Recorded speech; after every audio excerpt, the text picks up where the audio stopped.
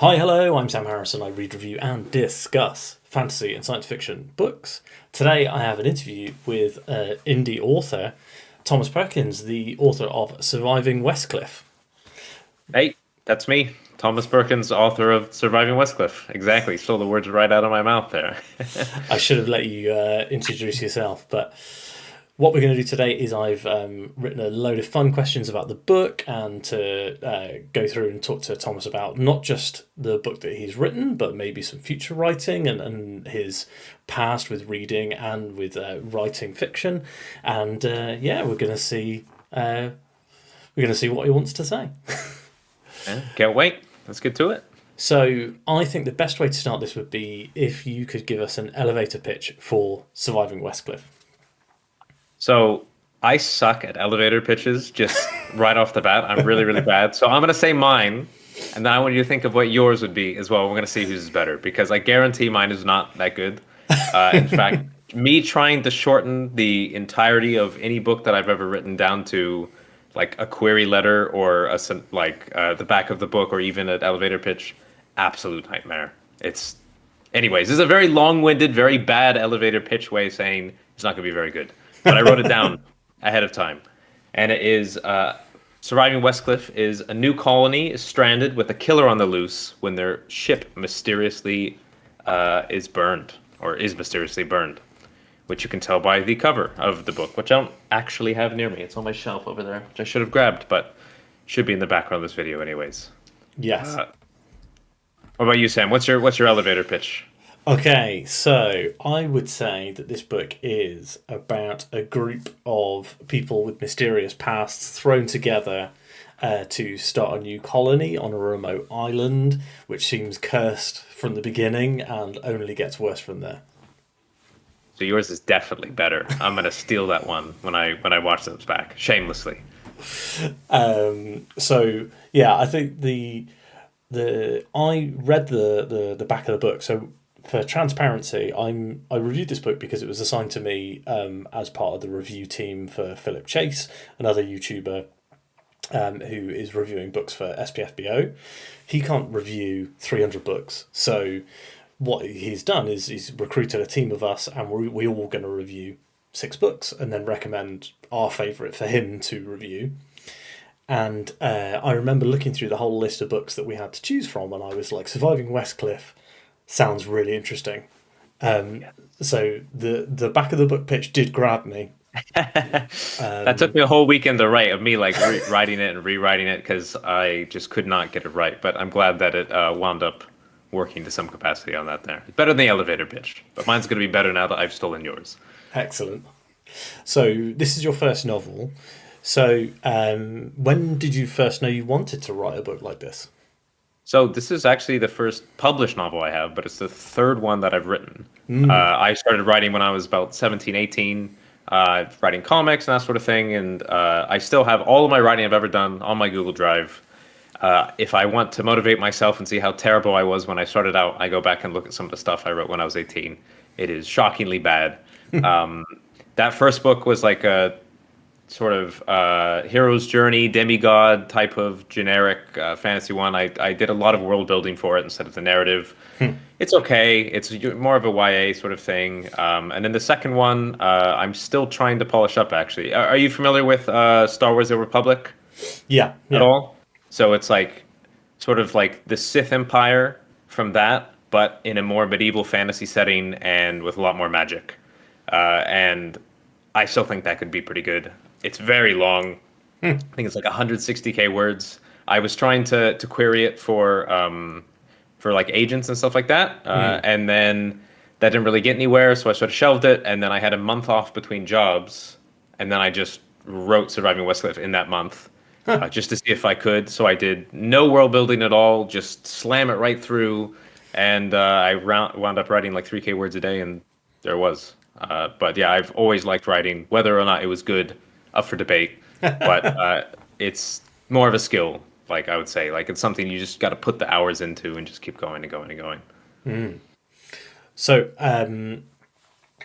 talking about Surviving Westcliff, so I've written a few questions here about specifically about the book, but what I wanted to ask was, did you have any sort of inspirations for the book? Anything that you read or watched that informed where you wanted to take the story?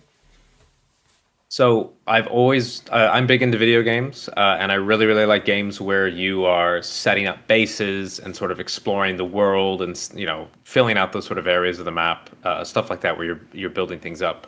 And I like murder mysteries as well. The whole concept of Westcliff and the sort of ship landing and starting this sort of base on the sea, as it were, was heavily inspired by garrisons in World of Warcraft. I was one of the only people who actually liked that feature. No one liked it but me, and I thought they were great. You land, you set up this like expanding base over time. There's like a little story about them fighting some monsters and that sort of thing. Uh, was it the best in the world? No. But did I like it? Yeah. So I had that and an image of like a few different things that I sort of wanted, like the burning ship on the cover and that kind of thing. And then it just expanded out from there, I think.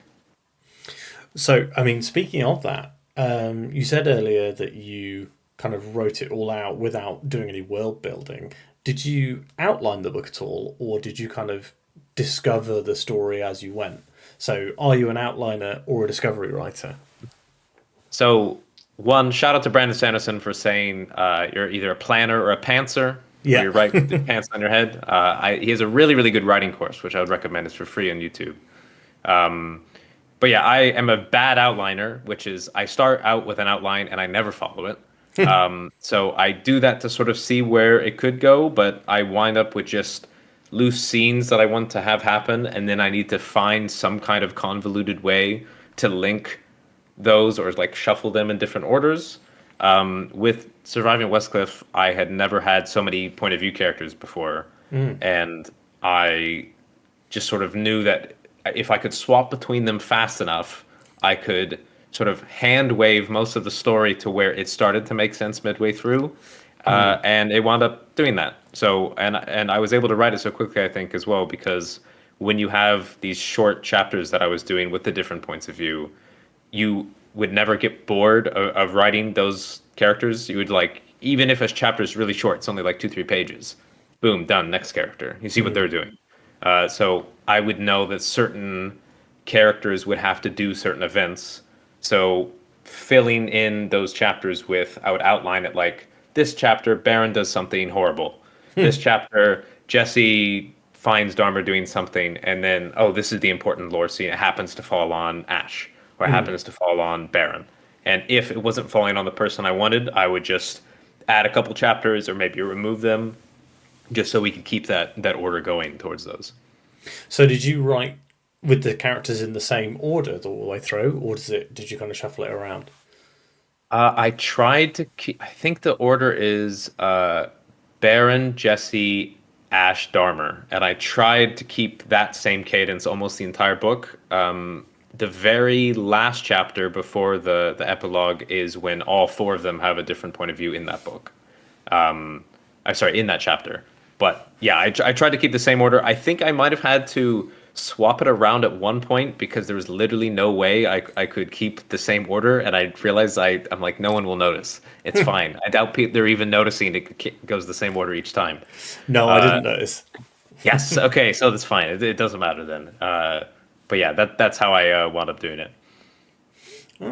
That's really interesting because I wouldn't. Because I really liked that you had those strong four POVs and that it shifted up and switched. But I'd never even realised that, as you're saying, that everything was in a sequence. Yeah, it was some of them like would naturally lead into the next because I would know in my head like, oh, Baron's chapter is coming up next, so I need to have some kind of thing that leads into what he's doing or would affect him in some way, so it gives him some initiative to go on and do something else. So it wound up being this sort of like rolling stone down a hill type of thing where every single thing that was happening in each chapter would then just jump into the next one, jump into the next one, and then yeah, that's how everything got moved on so quickly, I think. Yeah, that's really interesting. I think so. For transparency, I have been outlining and planning some books of my own for Oh, nice. over a year now, and I'm very much trying to like have a very very set and strict outline so that it's easier for me to write. But the strict outline is the thing that's proving difficult for me to write.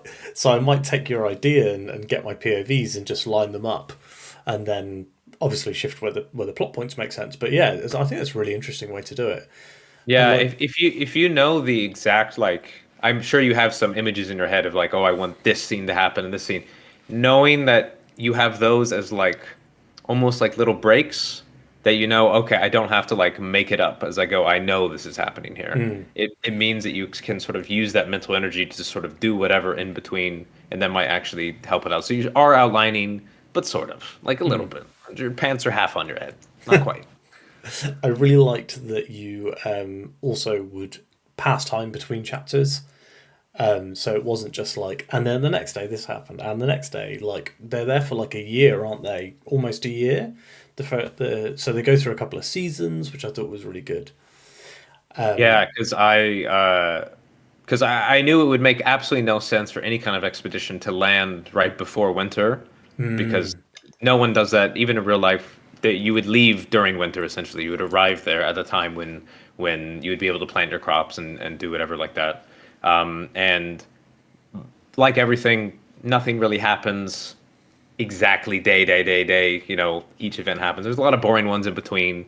There's a lot of people building stuff, you know, having a boring day where not a whole lot happens. I think if you and me thought about the last 60 days, we'd probably remember about 5 or 6 of them really, really well. The rest of them are just sort of like, you know, it's the mundane, it's the routine, it's that sort of thing. Well, we talked a little bit about POVs a minute ago, and now what I wanted to ask was, and I phrased this to you exactly, which was, who's your favourite character in Surviving Westcliff, and why is it Baron? So, you know, I can't play favorites, but I absolutely can. He was so much fun to write, purely because when I was writing him, I would just think, what would be the worst thing he could possibly do at basically any given moment. It's very easy to write a character who his motivation is so obviously whatever benefits him the most in that exact situation. He's a character who thinks of himself as some kind of gentleman, some kind of, you know, very charismatic leader. He is a complete moron. He is the worst person you can possibly think of. But he is very entertaining to write as well. His chapters were the easiest for me. They would just breeze through. I don't know if that says something about me as a person, but yeah, I really really liked his chapters. I think I liked Ash's chapters as well. What I started noticing about halfway through the book was that Ash and Baron are sort of opposites, and their stories have a lot to do with each other in the same that Dharma and Jesse's do as well. They're all sort of opposites in a different way, but I also really enjoyed some of the other characters that aren't POV. Yeah. I think Bull, one of the mercenaries, was one of my favorites to write just because I'm like, he has no shirt and he swears a lot. That's his personality trait. It's easy to do. But I think one of the things I really enjoyed with this book and what I've been bringing into my further writing is having these really really distinctive voices of the internal monologue and sort of the dialogue, because you can pick up any chapter in the book and you can read a paragraph of description or of internal thinking, and you would immediately know which character it is based purely off of that.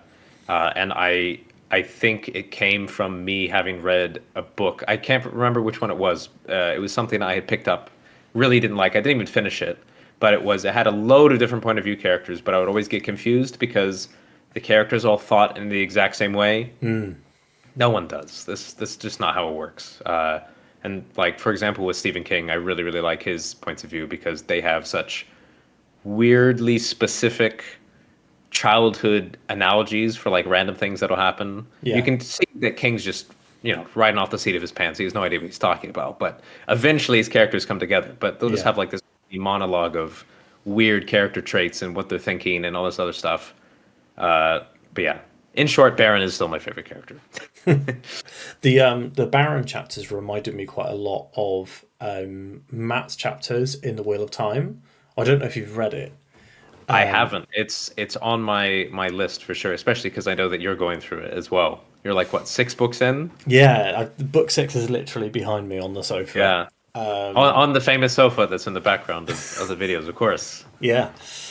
What most people don't know is there's a child's trampoline leaning up against it on the far end. Yeah, I wouldn't have expected that, to be honest. No. It's like a hidden Easter egg. Also, the other Easter egg is that if I turn the camera even slightly, there is a massive pile of books. Because I don't have. I mean, I would expect that, storage. to be fair. I would expect that more than a children's trampoline, so all's fair. I think there's another character. I know you're going to read Joe Abercrombie's books at some point. Yeah, because yeah. they're really, really good. He has a character in those books called Nikamo Casca, who is a alcoholic gentleman bastard mercenary who I would say is probably worse than Baron in terms of like his actual morality, but he's very similar in terms of his sorts of humor and just him being a scumbag mercenary. It's one of my favorite tropes. I love that.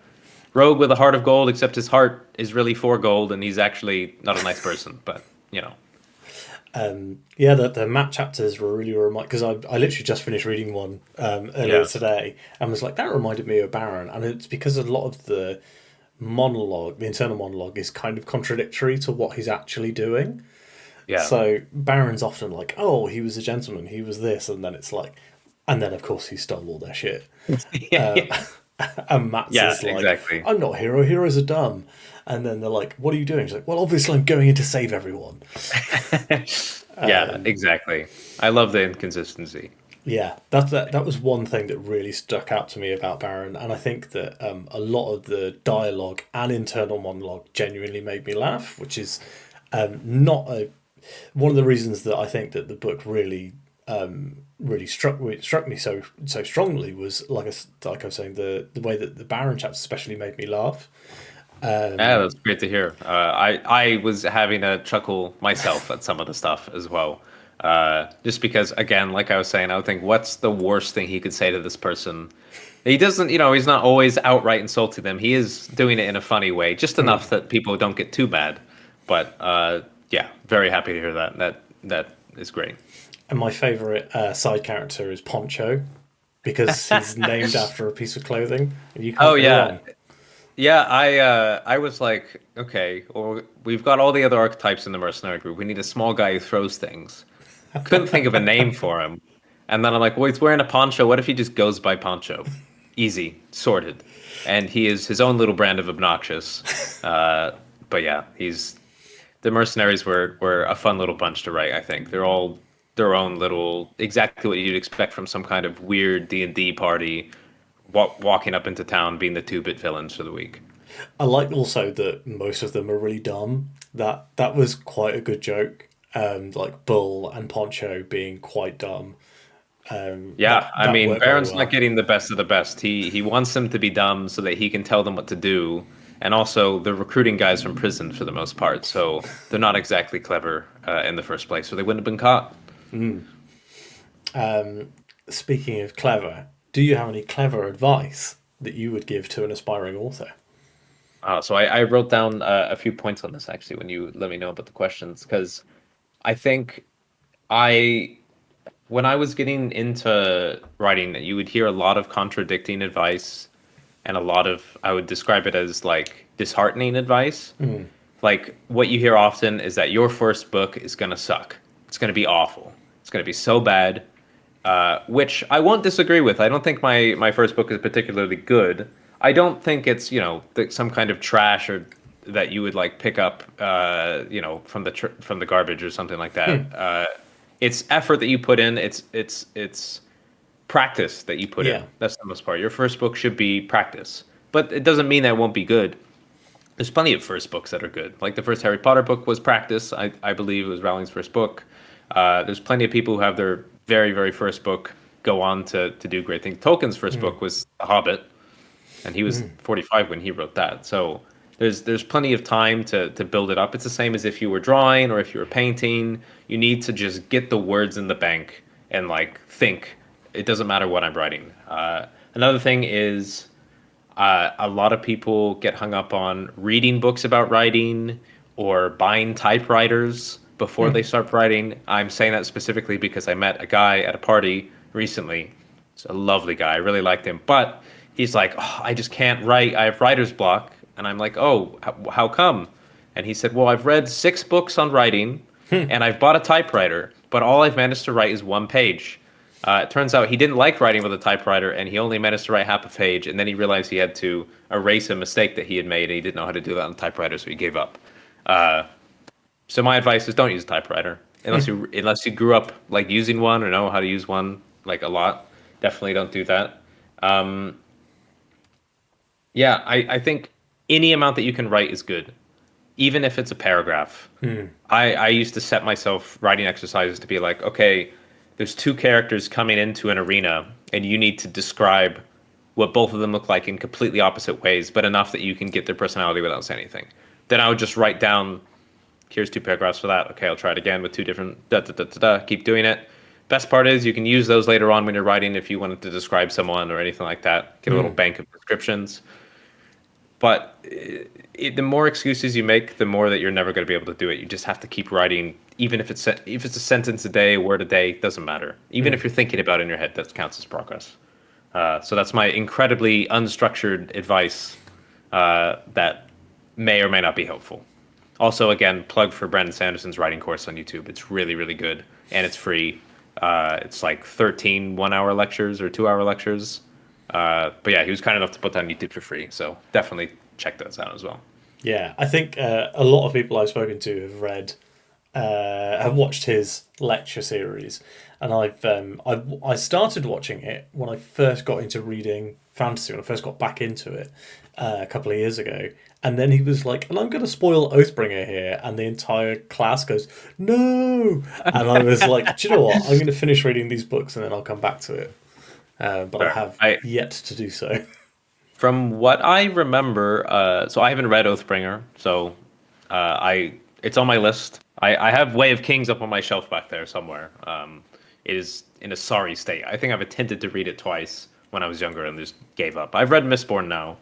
But he doesn't spoil anything. He talks about sort of Mistborn's magic system extensively, but not enough that I ever felt like I was spoiled or anything like that. He's normally quite good about, oh, by the way, I'm going to spoil this book, and then he goes on his little monologue and does exactly that. So you can just sort of skip past it if you want to.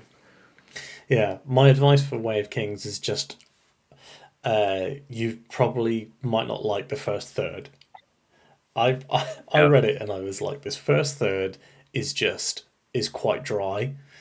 Yeah. By the end of the book, the end of that book has my favorite moment Brandon Sanderson has ever written in any of his books. Like the favorite scene, favorite nice. moment between 2 characters is in that book. But I do think it's one of the weaker books.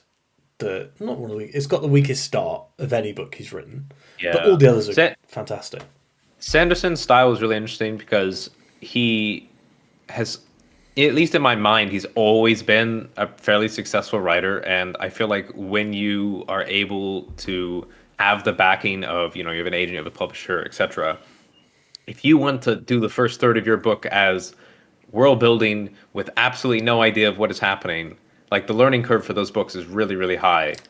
Like you can. And I think a lot of the time, especially if you're trying to publish a debut novel or if you're self-publishing as well, that kind of stuff just turns people off of it almost immediately. With Mistborn, I really, really liked the trilogy. It was great. He is a supreme example of what outlining does. Incredible. But there was times that I'm like, look, Brandon, please stop describing how many windows there are in this guy's castle. I don't care. It has no relevance. It doesn't matter. I would actively skip over some of the description of stuff because, I get that some people really, really like it. For me, I care about the characters. I care about the dialogue. I care about the relevant world building, like the stuff with the magic system and like the politics and stuff like that. So I think one of the things I did, especially in Surviving Westcliff, is I had to cut probably like out of the first third of the book, I cut about 1/3 of that third. So a ninth of the book, just in terms of them building stuff, which was really cool for me. I love that. I was like, wow, look at them building this and that. And Ash is like drawing up plans. And yeah, the feedback I got was like, this is cool, but it doesn't really add anything to the book besides the fact that it's cool. So just got to cut it. And I feel like maybe he could use a little bit of an editor. But then again, I still read the whole books and loved them, so Yeah. I don't even think he does. I don't know. I think a big thing is once you're massive and you have a huge fan base, your fans will read your slightly slow 30% and be like, best book ever. Oh yeah, for sure. Although they won't read a lot of his other series, they'll just read the Cosmere. But that's another conversation topic. I thought all of his series were the Cosmere. Like that was his whole shtick, was that he had like everything is linked in together. So he's written a superhero series and a sci-fi YA series, and I've read both, and I think they're both really good. But like Oh, most people okay. completely ignore them. I didn't even know that. I think that I knew the superhero one. I forget what it's called. Was it like Reckoners, I I think. yeah, yeah, yeah. Um I think it's like I don't really read a lot of YA stuff. That's the thing. I'm not. I Yeah. don't either. But I was really drawn in because I was like the pitch for Skyward sounded really good, so I read that. Yeah. And I love superhero stuff because I'm a huge comic book fan. So I read. Actually, his superhero stuff was the first stuff of his that I ever read. Oh, cool.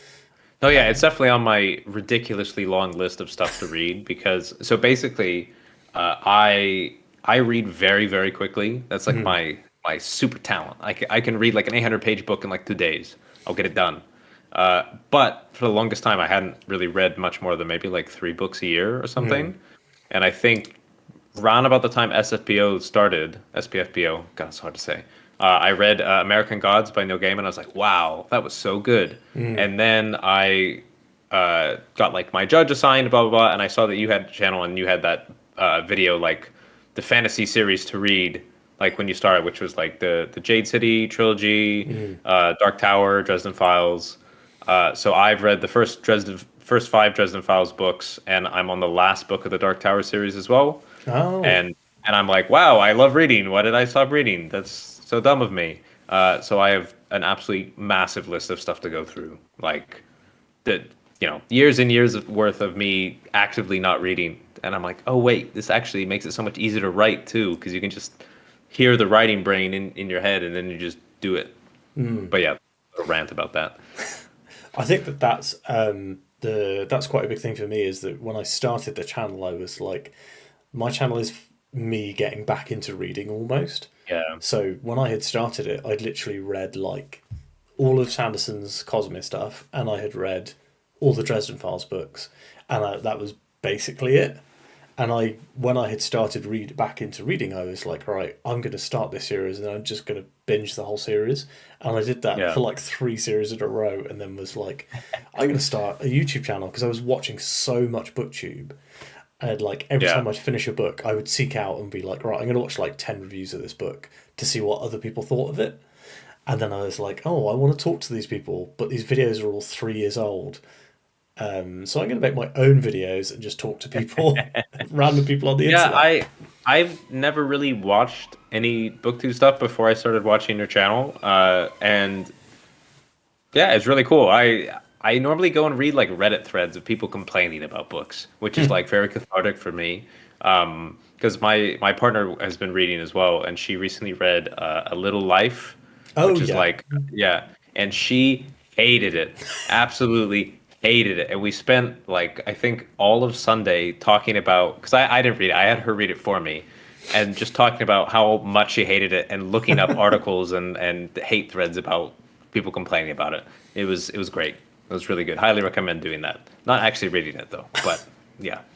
I feel like I'm a bit trapped now in that my channel is about science fiction and fantasy, so I basically only read science fiction and fantasy. But every now and then I'll Yeah, break out for a book.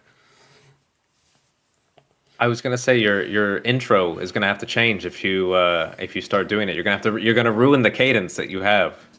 Yeah, it's like the if you look at the waveform for the video, the intro is exactly the same every single time. Yeah, I mean it is frighteningly consistent. Like you just right there. I hear it in my brain sometimes. I like open up a video. I'm like, he's saying it again. I know.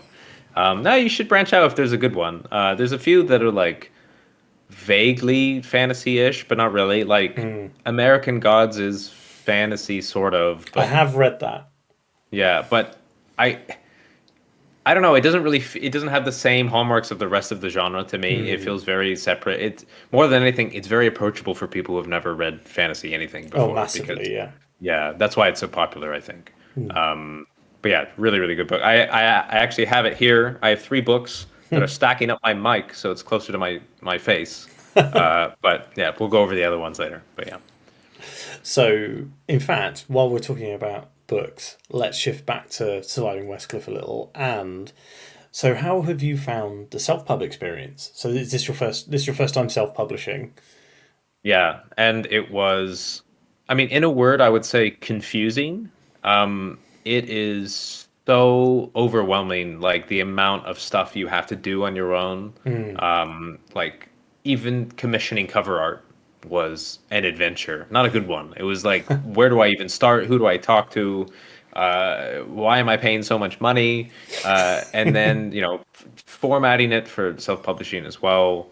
You have to I had to buy a program to format the book as well, which was some money well spent because otherwise it would be a pain to do it all in like Word and stuff. But it's so very different because if you traditionally publish, which is what I was trying to do initially, you get everything done for you. You sort of just hand your agent your book, and then maybe they'll put you with an editor and send it back and forth or whatever. But you sort of just that's your contribution. But when you're self-publishing, you have to combine so many different skills. Like, I am not good at marketing. My Twitter account has like 180 followers or something. I have a full-time job and I write in my spare time. I don't also have time to be my publicist. Like, I know some people are really, really good at it. And that's great. Like, that's really, really good for them. For me, it's something I've always struggled with. I don't like basically screaming into the void on Twitter or Reddit or wherever saying like, read my book, it's really good. Because, you know, the good thing about self-publishing is that you have, for the first time in like human history, literally anybody can write a book and publish it on their own. So you have a huge amount of books, which is good, but it also means that yours gets lost in the giant ocean of books. Even if, you could write the best novel of the century and it would be a struggle to get it out there. And I think that's probably one of the reasons why I really, really like the SPFBO contest, because it's not only is it a way for authors to connect with each other as well, but I've learned so much about the whole like self-publishing process and like things you can do to advertise or boost sales or sort of get involved with to help out with that. Because there's not really like there are tutorial videos, but every single one of them says a different thing. So it's hard, in short. It's you can theoretically throw a lot of money at the problem.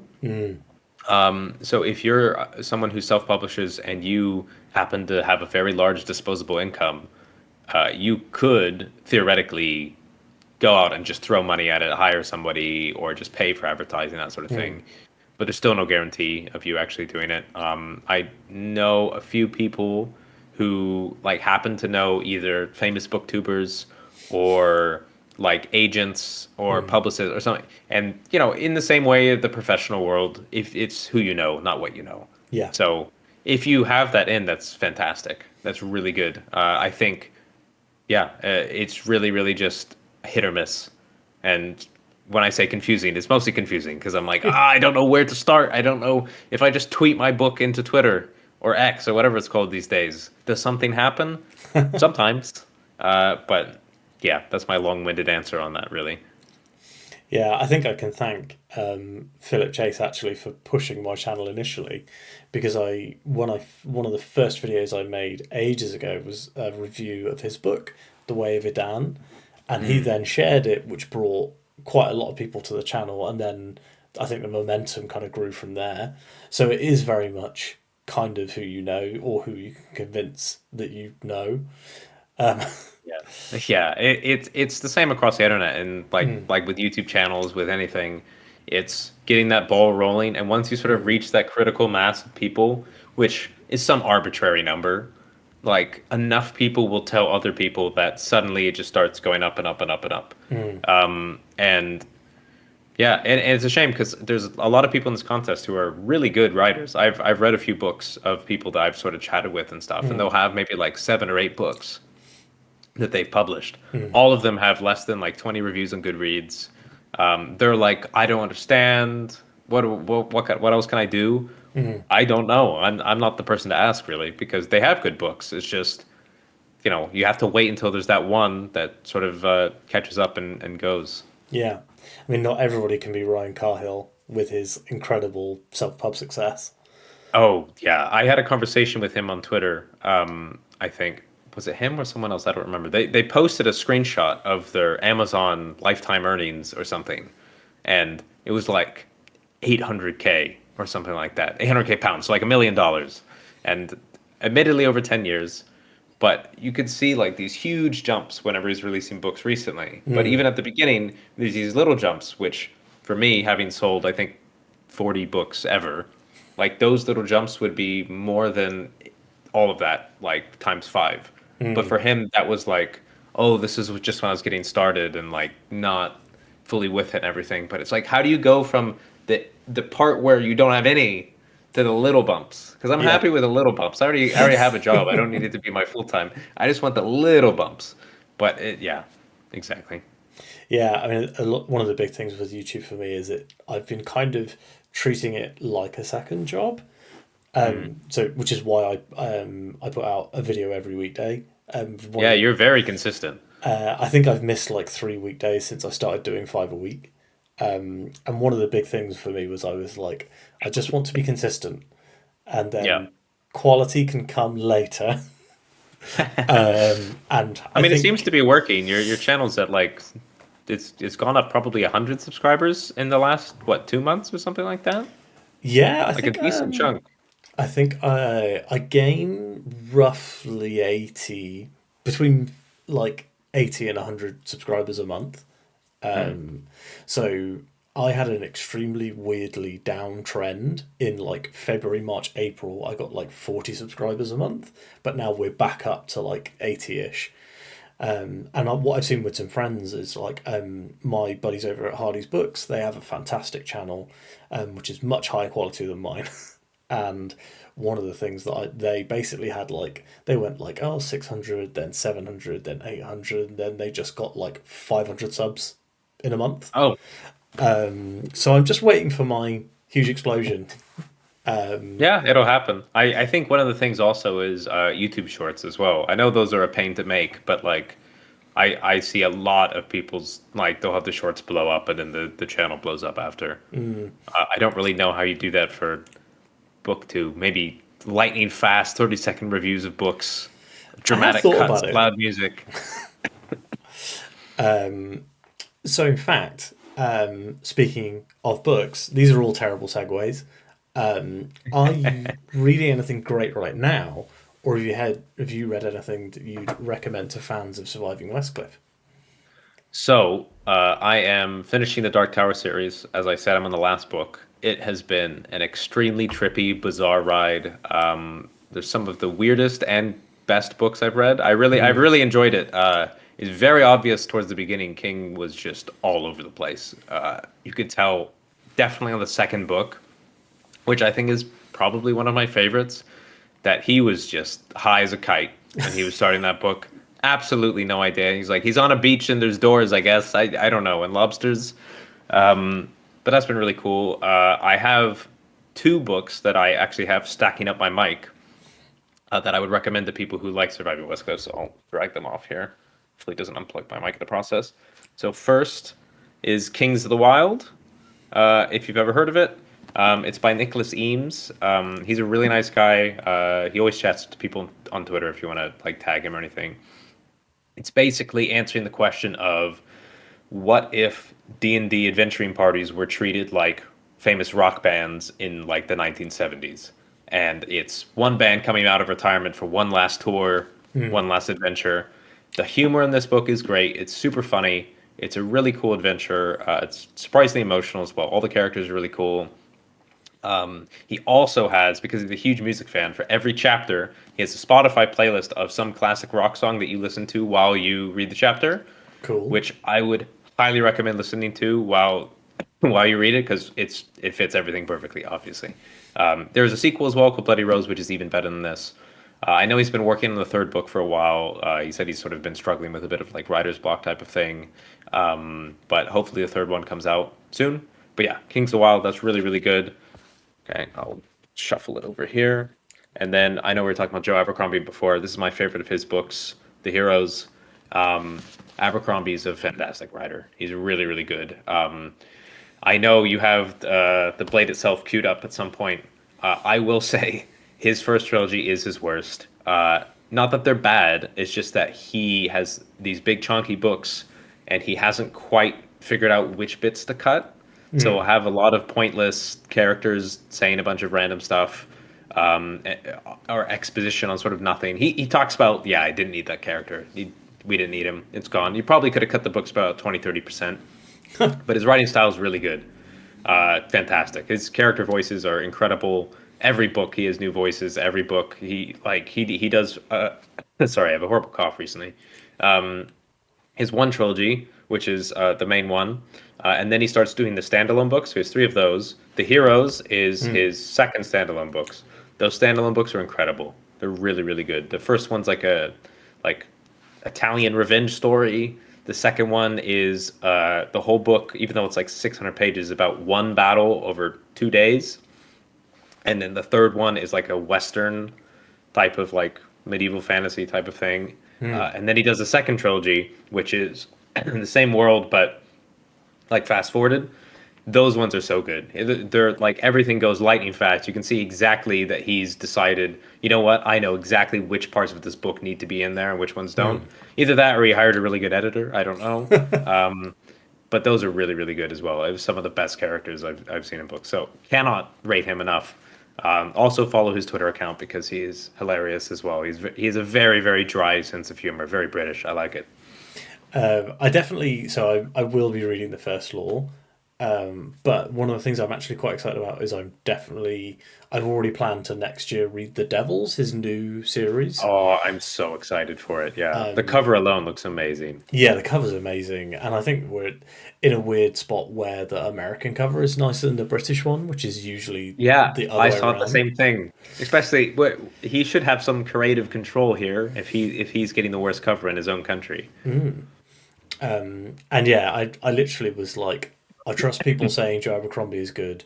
I'm just going to go straight in and read it. I'm not going to read the blurb. I'm not going to know anything about it. I'm just going to buy it Yeah. and read it.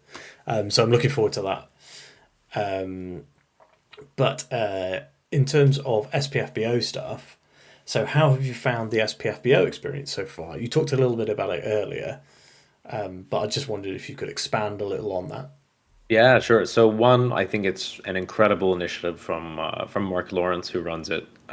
It's exactly like I was saying. It's really hard as a self-published author to sort of get places when you don't really know where to go, and sort of joining the pool of authors for this and sort of seeing other people's books and seeing booktubers and reviewers and everything like that.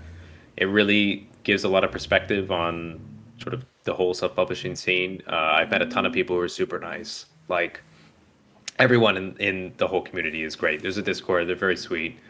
Yeah, it's been really, really positive. I think it's cool both getting publicity for the authors and the people reviewing it as well. And I think it's very positive, the whole experience, even if some people may not have books that you would particularly like, or you think it's not for me. People are generally pretty upfront and honest about it, but not in like a deconstructive or hurtful way, which is good. Like people put their effort out to actually make a book. So yeah, it's been really cool. I've enjoyed it a lot. I can't wait to see what ends up happening, who's the finalist and everything as well. Yeah, definitely. I mean, I've got I think that I of the six books that I have, I was assigned. It's Surviving Westcliff and one other are my two front runners so far. Yeah, it's I haven't Soul read. Stealer, right? Yeah, I haven't read Soul Stealer because it's 650 pages. Yeah, it's a chunker. Yeah. But the opening of it was really good. So what I tried to do was go through and read the opening of all the books, and then be like, if they grab me, I'll finish reading them. And with Surviving Westcliff specifically, I was like, I'm just going to read a bit more. I'm just going to read a bit more. And then I was halfway through, and I was like, I'm just going to finish it. Well, thank you for doing so. I really appreciate it. Yeah, I think the like I said in the review, that the opening chapters establishing the characters was a massive plus in that book, in for the book, because I basically, each chapter is like, here's this character, here's the problem they have, here's their personality, and I'm like, oh, I want to see more about Baron, I want to see more about what's going on with Jesse, and it just kind of like moved on from there.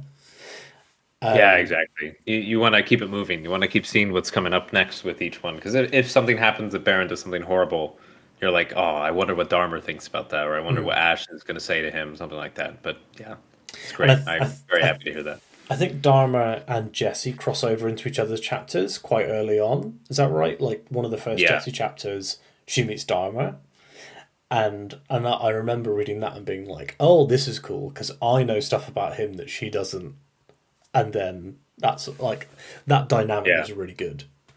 Yeah, I love the crossover moment in books when the point of view characters finally sort of like cross paths. But I think a lot of the time, and again, this is like a Sanderson thing sometimes, is you don't see them cross over for a really long time, which in some cases it's really cool if they both have like separately cool stories. But I think when I was reading Way of Kings, for example, I really liked Kaladin, I think his name was, the Yeah, first time I read it. But he's sort of on his own doing his own thing. And the other two stories I didn't really find as compelling. And I was just sort yeah, of like, can I skip their chapters and go to his? But yeah, that's point of view switches in a nutshell, really. yeah. I think that I don't think many of the POV characters interact in Way of Kings. I think from there on they all interact all the time. But I was just thinking of another book and I can't remember it now.